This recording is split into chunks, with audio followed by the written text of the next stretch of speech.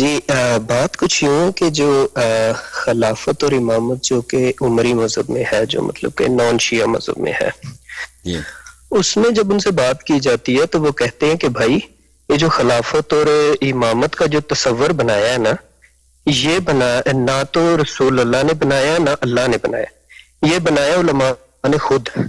تو اس میں اگر ہم، کیونکہ وہ شیعہ والا تو نہیں مانتے نا کہ یہ منصوص من اللہ ہے، جی تو وہ کہتے کہ یہ چونکہ بنایا علماء نے ہے تو اس پہ ہم عمل کریں یا نہ کریں ڈزنٹ میٹر، ہم تو مطلب کہ جو کنڈیشنز ہوں گی اس کے حساب سے کسی کو بھی خلیفہ بنا لیں گے۔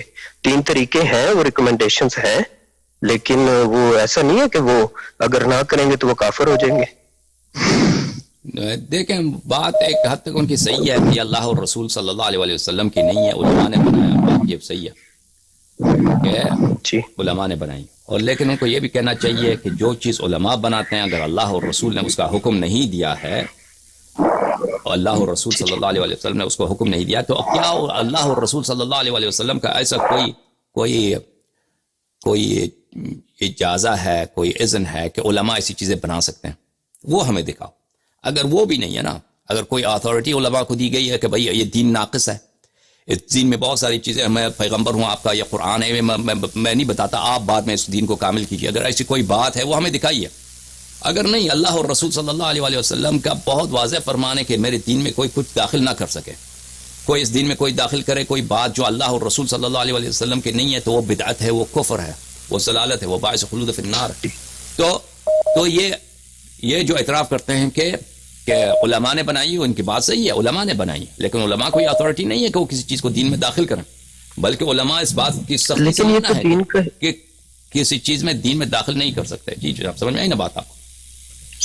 سر لیکن یہ تو وہ دین کا حصہ مانتے نہیں نا، کہتے یہ تو دنیاوی چیز ہے، جب تک جو ہم سے بات ہوئی ہے نہیں، ہم ان سے پوچھتے ہیں کہ وہ آپ نے ہمیں دکھایا تھا جی کہ وہ ان کے علماء کہتے ہیں کہ وہ دین اور دنیا میں رہنما ہوگا، لیکن وہ کہتے ہیں کہ یہ ایک دنیاوی چیز ہے، تو دنیاوی چیز آپ ان 3 طریقوں کے علاوہ کسی اور طریقے سے بھی بنا لیں تو یہ دین کا حصہ ہی نہیں ہے، دین میں ہے ہی نہیں۔ تو اور ہم دلیلیں دیتے ہیں کہ بھائی دیکھیں یہ نبی نے بنا۔ جی یہ ابو بکر کی خلافت، کیا یہ ابو بکر کی خلافت یہ شرعی ہے یا غیر شرعی ہے؟ دیکھیں، اگر یہ شرعی ہے تو شریعت میں اس کی دلیل ہونی چاہیے، اگر شرعی نہیں ہے تو بات ہی ختم۔ جی اگر یہ نہیں کہتے کہ یہ دنیائی مسئلہ ہے، یہ نہیں کہتے، ان کے علماء دقل نہیں کہتے، عوام کہتے ہوں گے، عوام کوچہ بازار میں بہت کچھ کہتے ہیں۔ ہاں، علماء ان کے کبھی نہیں کہتے کہ ابو بکر کی خلافت جو ہے صرف دنیاوی خلافت ہے، نہیں، وہ کہتے ہیں واقعی یہ خلیفۃ الرسول صلی اللہ علیہ وسلم ہے، یہ واقعی رسول اللہ صلی اللہ علیہ وسلم کے جانشین ہے۔ اور امامت کی وہ جو تعریف کرتے ہیں، خلیفہ کی تعریف کرتے ہیں کہ ریاست الدین والدنیا، اور دین کا بھی ریاست ہے اور دنیا کا بھی ریاست ہے۔ ریاست سے مراد یعنی رہبری، رہنما۔ خلیفہ جو ہوتا ہے وہ دین کا بھی رہنما ہوتا ہے، دین کا بھی رہنما ہوتا ہے، دنیا کا بھی رہنما ہوتا ہے، نیابتاً عن نبی صلی اللہ علیہ وسلم کے نائب کی حیثیت۔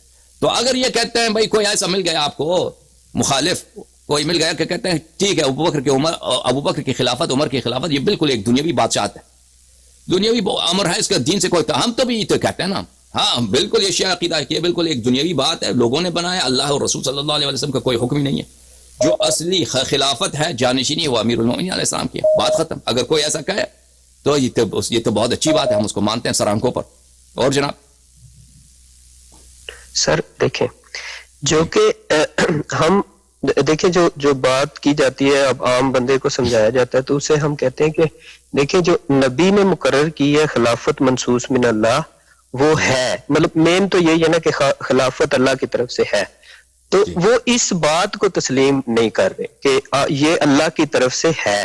ہم انہیں آپ والی ساری دلیلیں دے، وہ پھر بھی نہیں مانتے، وہ کہتے نہیں یہ دنیا میں لوگوں نے جمہوریت ہے بھائی، یہ ایسے صرف اس میں مسئلہ رہ گیا، باقی تو وہ سب مانتے ہیں کہ بھائی حضرت علی کا سب سے زیادہ علیہ السلام۔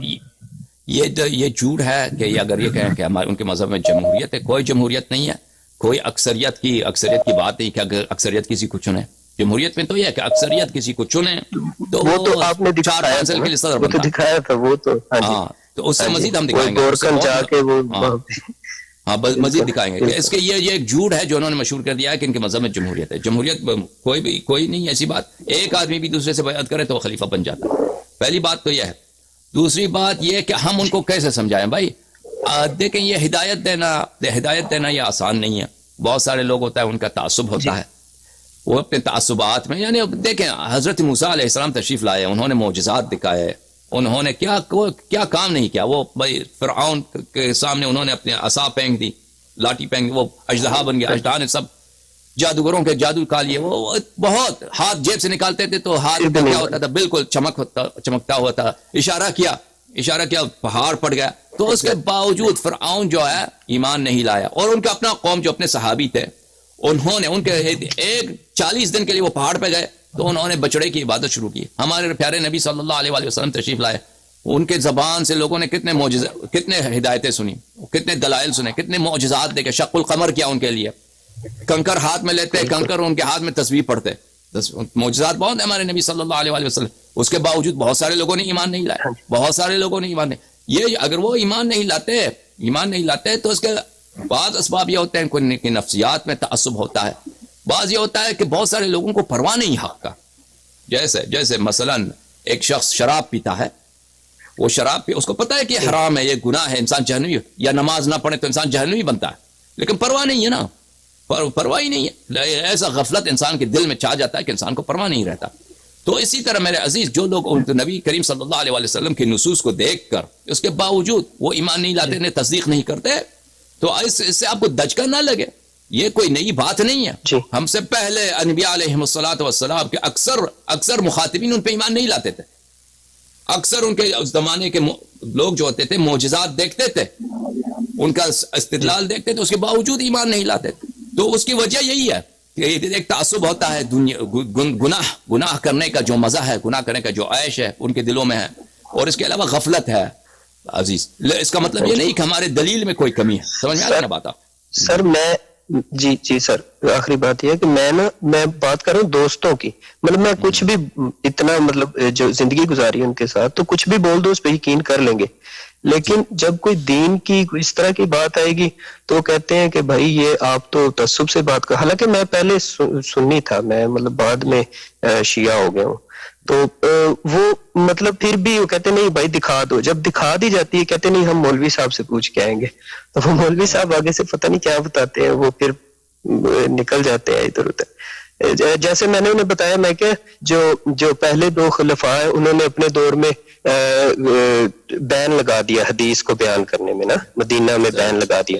اب اس بات پہ 4-5 لڑکے بیٹھے ہوئے تو اتنے متاثر ہوئے کہ بھائی یہ ہو ہی نہیں سکتا, وہ کیسے لگا سکتے ہیں, وہ اتنی بڑی ہستی ہیں. تو پھر میں نے انہیں دکھایا کہ یہ ایسے لگایا نا, تو پھر بھی وہ نہیں مان رہے تھے. میں کہ یار اب میں کیا کر سکتا ہوں, بس ٹھیک ہے میرا تو یہی کام تھا.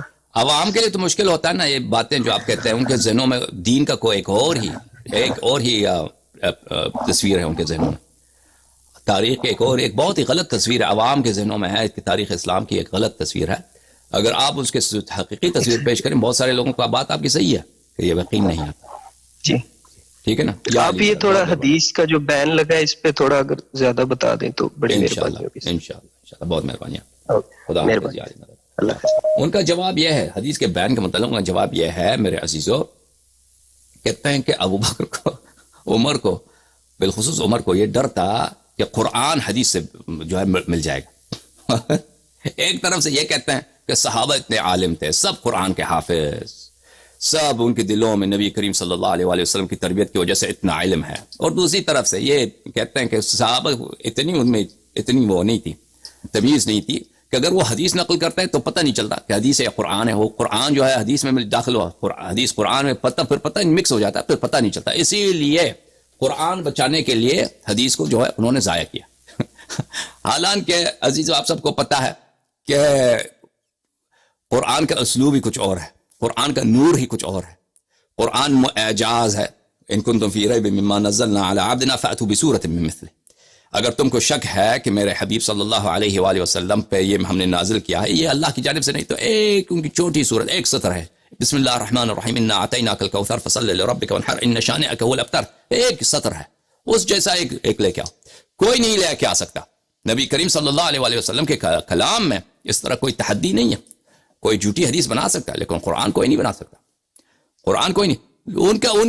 ان کا جو استدلال ہے ان کے علماء کا، جی ہاں عمر صاحب کو ڈر لگ گیا کہ یہ قرآن جو ہے نا مکس نہ ہو جائے حدیث سے، پھر پتہ نہیں چلے گا پھر پتہ نہیں چلے گا کہ حدیث جو ہے قرآن میں داخل ہوا، پھر قرآن جو ہے وہ کیا ہو جائے گا، ناخالص ہو جائے گا.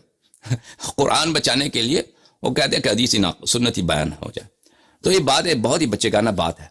اصل ان کی غرض سیاسی تھی بھائی عزیزو، کہ سیاسی غرض یہ تھی کہ ایک تو احادیث میں رسول پاک صلی اللہ علیہ وآلہ وسلم نے اتنا زیادہ، اتنا صریح اہل بیت علیہم الصلوۃ والسلام کی خلافت کا ذکر کیا تھا، امیر المؤمنین علیہ الصلوۃ والسلام کی امامت کا ذکر کیا تھا، تو ان کی سیاست کے لیے وہ نقصان دہ تھے. ایک بات. دوسری بات جو اس سے بڑھ کر ہے میرے عزیزو، بڑھ کر ہے، حقیقت یہ ہے کہ ان کو اب دوسری جب جو بڑا ہے زیادہ حساس ہے، اس کو بیان کرنا میں ابھی اس کا وقت نہیں ہے، کبھی اور بیان کریں گے انشاءاللہ تبارک و تعالی. ابھی ہم آپ کے خدمت میں حاضر ہیں عزیزو. اللہم صل علی محمد وعلی محمد وعجل فرجهم الشریف.